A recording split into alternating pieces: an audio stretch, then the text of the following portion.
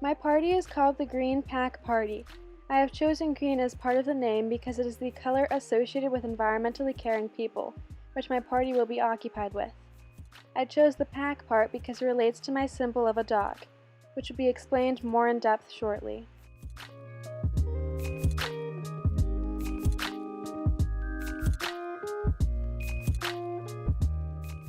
The Green Pack Party's symbol is the outline of a dog. I chose this symbol because my party greatly cares about environmental issues and animal rights. Dogs are also known to be very lovable, loyal animals, so I wanted to have these traits associated with my party. Dogs are also pack animals, which is a symbol to my group that nothing will get done if we don't work as a whole. Overall, a dog wants to be part of a pack, contribute to their pack, and protect their fellow pack members, something I want my party to strive to do as well.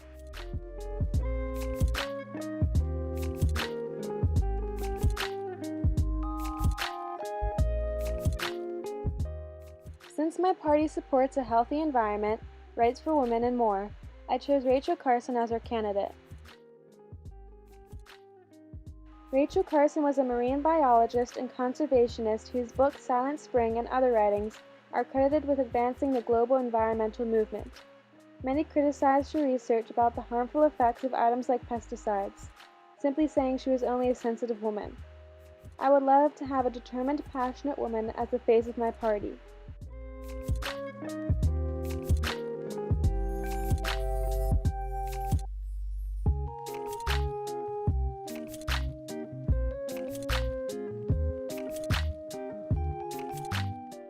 In March of 1978, the area of Arctic sea ice reached 16.5 square kilometers.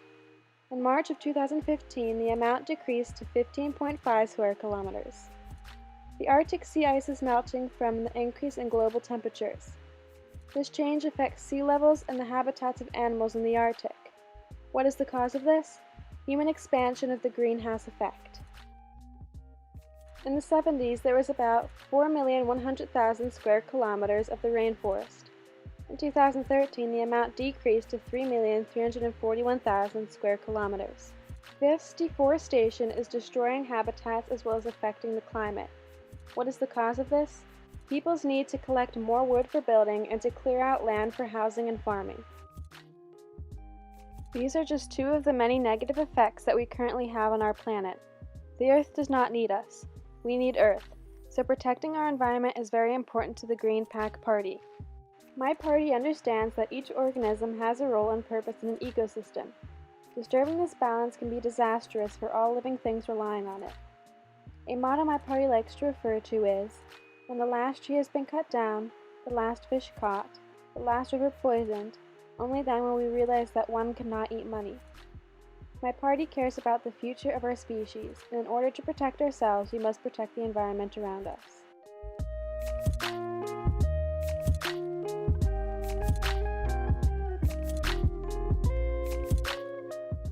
Would any person like to be beaten and tortured daily for doing nothing wrong?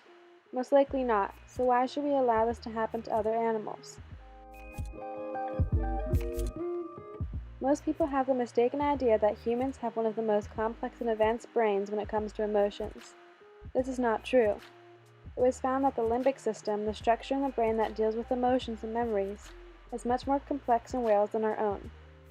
Thinking that other animals don't feel emotions like you is a false statement. Also, dolphins have been shown to be able to recognize themselves in mirrors, solve problems, and follow recipes and associate parts of their anatomy with that of humans. The common misconception that animals other than humans are thoughtless and unintelligent is wrong. They are more similar to humans than people think, so my party believes they deserve rights as well. The last issue I wanted to touch on deals with the topic concerning the consumption of animals. My party still supports the consumption of animals as long as the process is done in an ethical way.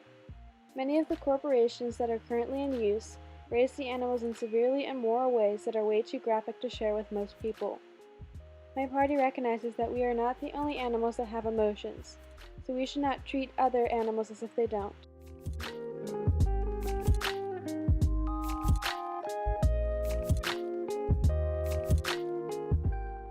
In the United States, a rape is reported about once every 5 minutes, and through this rape, a baby can be conceived.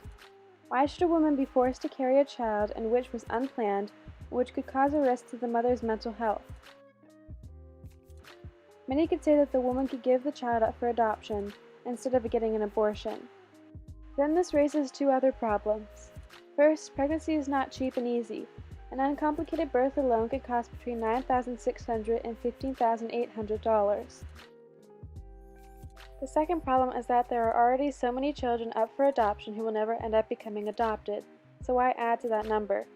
There are roughly 400,000 children in the U.S. foster care system, and of that number, approximately 100,000 are waiting to be adopted. Also, many of these foster care systems can be abusive to the child, which will then negatively affect the child's mental and physical health. When these children age out of foster care, they miss the support of a mentor who will guide them through important decisions. This lack of love and care could cause them to have psychological problems, become homeless, as well as many other things. My party would support abortion in certain instances, such as rape or when the child has severe medical issues that will result in medical care for the rest of its life.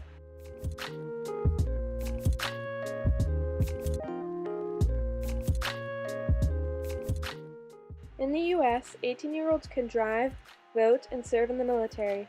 The Green Pack Party believes that if an 18-year-old can choose potential leaders for the country, as well as risk their lives for their country, then they should also be responsible enough to buy and consume alcohol.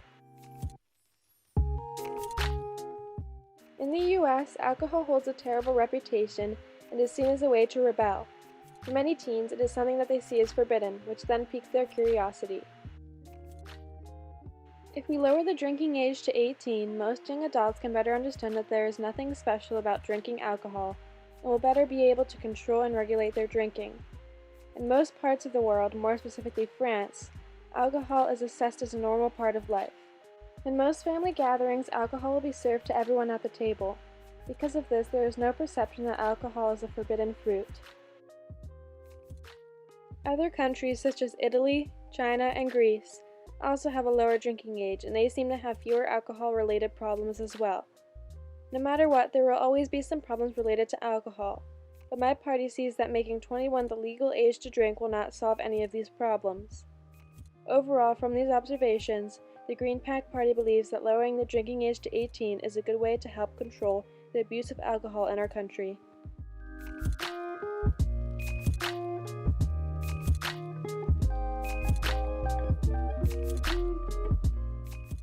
Poverty and despair are at the root of most problematic drug use, not whether it is legal to buy or possess a drug. Social and economic factors that lead people to use drugs are the real issue. My party believes that we should legalize all drugs, even though many may not agree. The market for illegal drugs is on demand, so the supply and use of some illegal drugs create a vacuum of crime. It is also very expensive to use illegal drugs, which means that users will resort to stealing in order to fund their illegal drug use. Legalization would allow us to regulate the market, determine and lower the price, and remove users' need to raise money through crime. Legalization will also free our legal system and dramatically reduce our prison population, which would save billions. Some may try to argue that legalizing drugs would allow more people to use dangerous drugs, but they miss the issue that prohibition is not working either. Studies have shown that nearly half of all 15 to 16-year-olds alone have used illegal drugs. Legalization will not solve all the drug problems, but it will allow us to address many of the problems associated with drug use and those created by prohibition.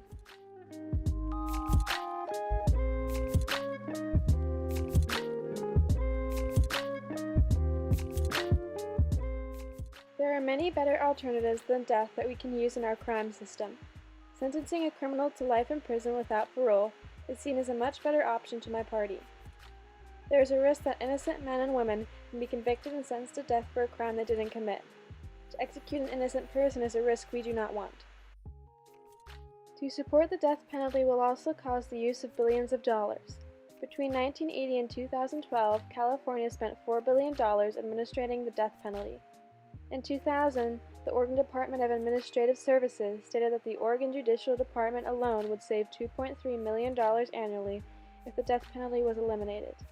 There will never be a way to execute people in a less expensive way than in paying for them to serve out life sentences. So why should we waste money on it? The last issue of the death penalty that I want to mention is that it does not deter crime. In a 2009 study by the University of Colorado, scholars concluded that the consensus among criminologists is that the death penalty does not add any significant deterrent effect above that of long-term imprisonment. Actually, around our country, states without the death penalty have a lower murder rate than neighboring states with the death penalty. My party sees no pro in having the death penalty, so we support getting rid of it.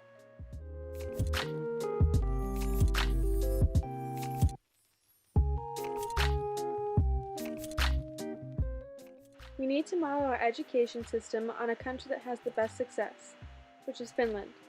Even though the East Asian nations have top-achieving students, their model puts too much pressure and stress on the students, and this eventually causes more problems later on. This is not the case with the Finnish.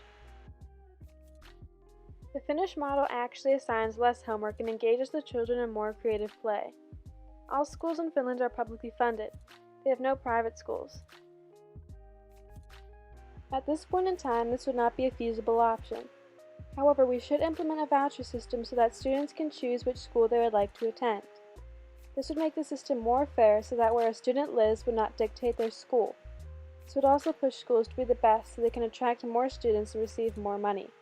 This would be a win-win for all and aid in the development for a better school system. In addition, the Finnish do not obsess over standardized testing. There is only one test at the end of high school. Teachers assess students based on their own tests, not a standardized federal achievement test. In this way, teachers teach the subject matter and are not forced to teach what is on a test.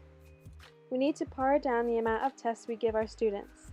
In addition, a master's degree is required for all teachers, and the selection process to enter the profession is very selective, and consequently, teacher salaries reflect this. This results in excellent teachers. We feel that this should be the direction the United States should also go in. In Finland, the goal is equity, which we should also embrace. All students should have the same opportunity for education.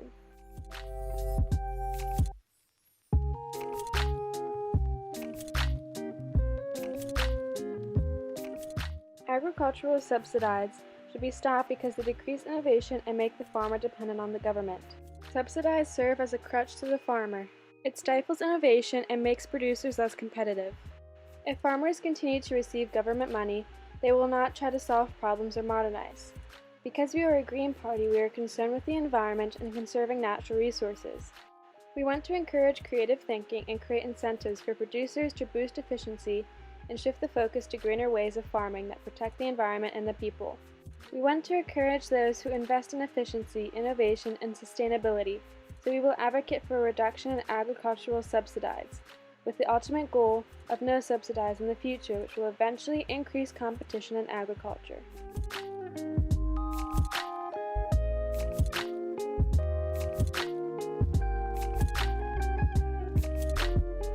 My party believes in a strong military in order to protect the American people, their rights, and the ideals that this country was created on. Even though a strong military costs money, it is important that a military is preserved. There are many threats in the global world today, such as North Korea and Iraq. We need to be able to respond to any threat that may arise, and we need to do this quickly. Only a strong military that is at the ready will be able to handle this type of issue. Decreasing the budget and therefore decreasing the size of the military will only make us look weak and encourage foreign threats. A strong military can be used as a deterrent to any foreign nation that may think of threatening the United States. Our military can also be used for peacekeeping in the world, thereby reducing any volatile issues at a minimum, before they escalate out of control. In addition, keeping the military large will also help to keep and increase jobs for contractors involved in military supplies and weapons. A large military budget is needed, as a strong military is an important must-have for our national security.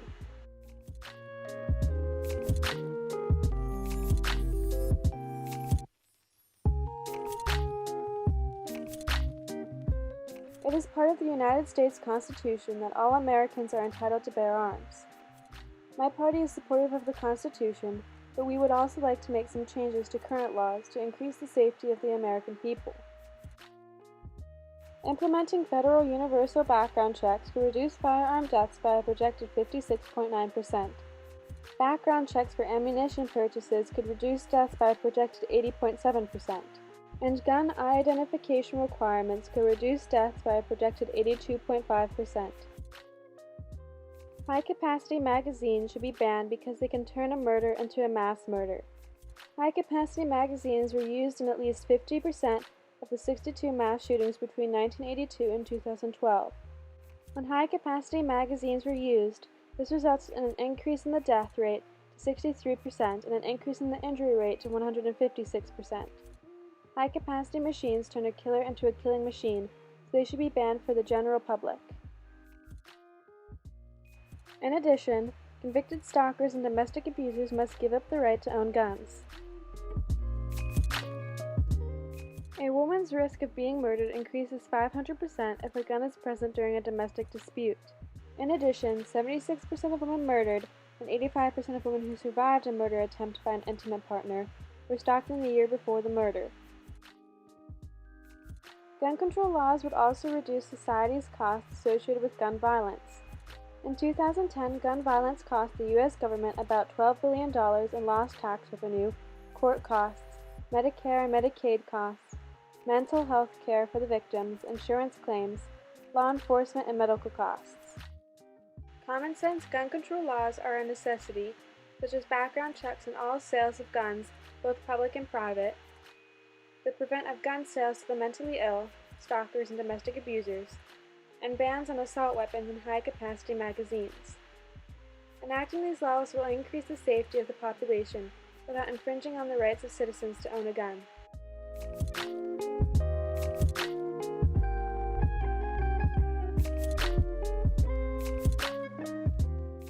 The first group that the Green PAC Party will work with is the Worldwide Fund for Nature.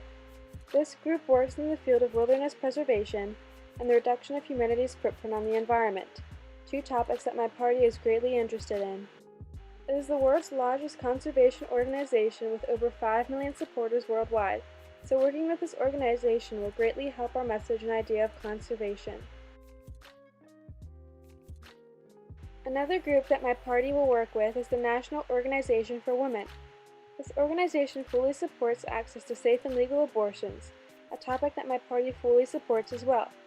The National Organization for Women's purpose is to take action to bring women into full participation in the mainstream of America, exercising all the privileges and responsibilities thereof in truly equal partnership with men. Being related and involved with this organization will greatly help spread and support my party's similar views. The last group my party would like to work with is the Every Town for Gun Safety. This group is a movement of Americans working together to end gun violence and build safer communities. They focus on reform and background checks, domestic violence, preventable deaths, and gun trafficking. Their views align closely with the views of the Green PAC Party. We especially like this group because they consist of everyday Americans who have come together to make their community safer. The group consists of mayors, moms, cops, teachers, survivors, and gun owners who want to make a difference in fighting for changes that will save lives.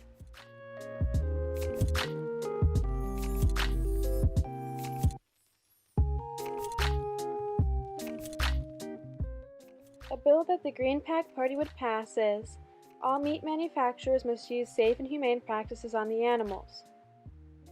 One of our senators or representatives will introduce the bill into the Senate or the House. This bill will then go into the Agricultural Committee. In addition, other organizations throughout the United States would also be encouraged to educate the American public about the bill and encourage their support through their senators and representatives.